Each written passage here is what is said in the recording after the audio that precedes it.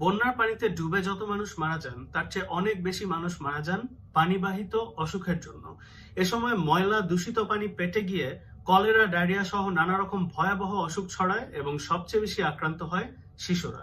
এজন্যই বন্যার সময় আমাদের একটা মূল প্রায়োরিটি হচ্ছে মানুষের জন্য বিশুদ্ধ পানির ব্যবস্থা করা এবং প্রচুর পরিমাণে। এর মধ্যে দেশে কমপক্ষে 50 লাখ মানুষ বন্যার কারণে ক্ষতিগ্রস্ত হয়েছেন। একজন মানুষের দৈনিক খাওয়া দাওয়া, পানি পান, পরিষ্কার পরিচ্ছন্নতা ইত্যাদির জন্য গড়ে 15 লিটার পানি প্রয়োজন হয়।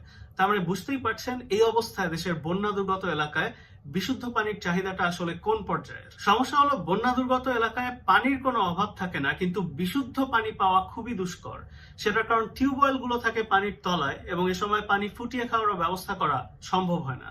তাহলে উপায়টা কি, সেটা নিয়ে এই ভিডিও। আশা করি কথাগুলো মনোযোগ দিয়ে শুনবেন, বিশেষ করে আপনারা যারা ত্রাণ কর্মকাণ্ডের সাথে জড়িত আছেন তারা। দুর্যোগ পরিস্থিতিতে পানি বিশুদ্ধ করার সবচেয়ে সহজ এবং নির্ভরযোগ্য উপায় হচ্ছে পানি বিশুদ্ধিকরণ ট্যাবলেট বা ওয়াটার পিউরিফিকেশন ট্যাবলেট। দেশ বিদেশের যে কোনো দুর্যোগে অথবা বন্যার সময় এই ট্যাবলেটগুলো ব্যবহার করেই পানি বিশুদ্ধ করার ব্যবস্থা করা হয়। কিন্তু এখানে একটা গুরুত্বপূর্ণ কথা আছে, বন্যার পানি সাধারণত অত্যন্ত ঘোলা হয়। এই ট্যাবলেটগুলো কিন্তু ঘোলা ময়লা পানিতে ঠিকমতো কাজ করতে পারে না। কাজেই এসব ট্যাবলেট ব্যবহার করার আগে অবশ্যই পানিকে পরিষ্কার করে নিতে হবে। আমরা এর মধ্যে মাঠ থেকে খবর পেয়েছি অনেকে ঘোলা ময়লা পানির মধ্যে সরাসরি ট্যাবলেটটা দিয়ে দিচ্ছেন। এর ফলে কিন্তু পানি নিরাপদ হবে না। আগে পানি থেকে ময়লা সরিয়ে তারপর সেই ট্যাবলেটটা যোগ করতে হবে। তাহলে ঘোলা পানি থেকে ময়লা সরানোর বা পরিষ্কার করার উপায় কি? খুব সহজ। বাজারে ফিটকিরি বলে একটা জিনিস কিনতে পাওয়া যায়। সেই ফিটকিরি গুঁড়ো করে এই ঘোলা পানির মধ্যে মিশিয়ে নিতে হবে। একদম সামান্য, প্রতি লিটার পানিতে 1 চিমটি ফিটকিরির গুঁড়ো দিলেই হবে। মানে একটা কলসের মধ্যে যদি 20 লিটার পানি থাকে, সেখানে মোটামুটি আধা চামচ ফিটকিরির গুঁড়ো বা পাউডার দিয়ে দিলেই কাজ হয়ে যাবে। তো এরপর পানিটাকে একটু নেড়ে যদি আধা ঘন্টা 1 ঘন্টা রেখে দেন, দেখবেন তার মধ্যে পানির সমস্ত ময়লা একদম তলানি হয়ে পাত্রের নিচে জমা হয়ে গেছে। এরপর উপরের পরিষ্কার পানিটাকে অন্য একটা পাত্রে ঢেলে নিলেই হবে।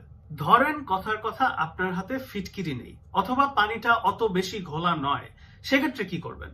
সেক্ষেত্রে যেটা করতে পারেন, যে কোনো কাপড়, মোটামুটি পরিষ্কার কাপড় হলেই হবে, শাড়ি, লুঙ্গি, গামছা যাই হোক না কেন, সেটাকে 4 ভাঁজ করে কলসের মুখে আটকে নেবেন। তারপর এই কলসের মধ্যে পানি নিলে এই কাপড়ের ছাঁকনি দিয়ে পানি ফিল্টার হয়ে মোটামুটি পরিষ্কার হয়ে যাবে। কিন্তু কাপড়টা ভাঁজ করে দেওয়াটা কিন্তু গুরুত্বপূর্ণ। কমপক্ষে 4 ভাঁজ যেন দেওয়া হয়, না হলে পানি ঠিক মতো ফিল্টার হবে না। তো এই ফিটকিরি অথবা পানি অত ঘোলা না হলে কাপড়ের ফিল্টার, এই 2 উপায়ে ঘোলা পানিকে পরিষ্কার করা যায়।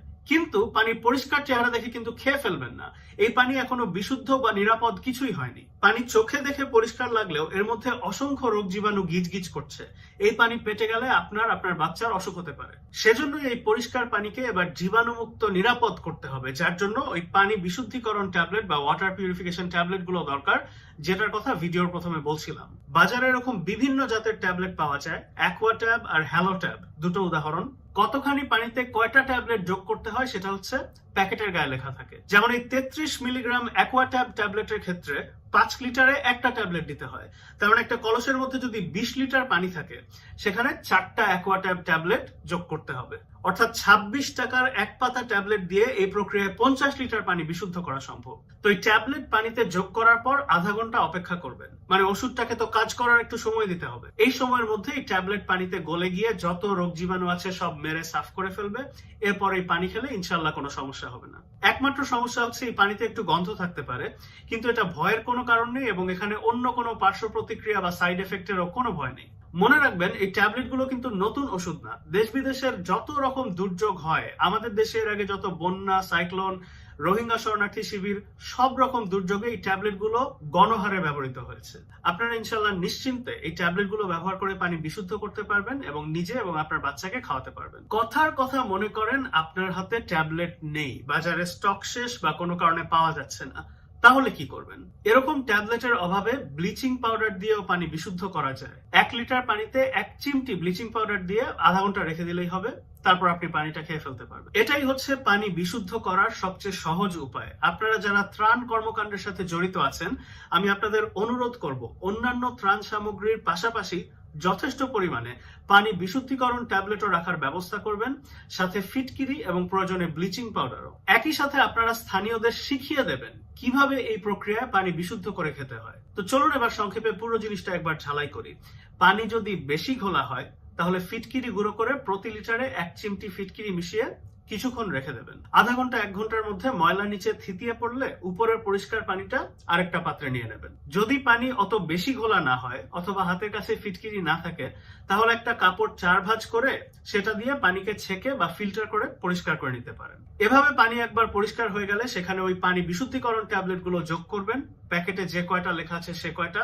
ট্যাবলেট না থাকলে ব্লিচিং পাউডার প্রতি লিটারে 1 চিমটি। তারপর পানিকে আরো আধা ঘন্টা রেখে দেবেন, ওষুধটা যাতে কাজ করার সুযোগ পায়। বাস, বিশুদ্ধ পানি। তো আমি এই ভিডিওতে যে কথাগুলো ভেঙে বললাম সেগুলোই আইসিডিডিআরবির একটা ছবিতে সুন্দর করে সংক্ষেপে দেওয়া আছে। পাশাপাশি তারা একটা ভিডিও বানিয়েছেন যেখানে পানি পরিশোধনের প্রক্রিয়াটা হাতে কলমে দেখানো হচ্ছে। যারা ত্রাণ কর্মকাণ্ডের সাথে জড়িত আছেন আশা করি এই ছবি এবং ভিডিও দেখে নেবেন।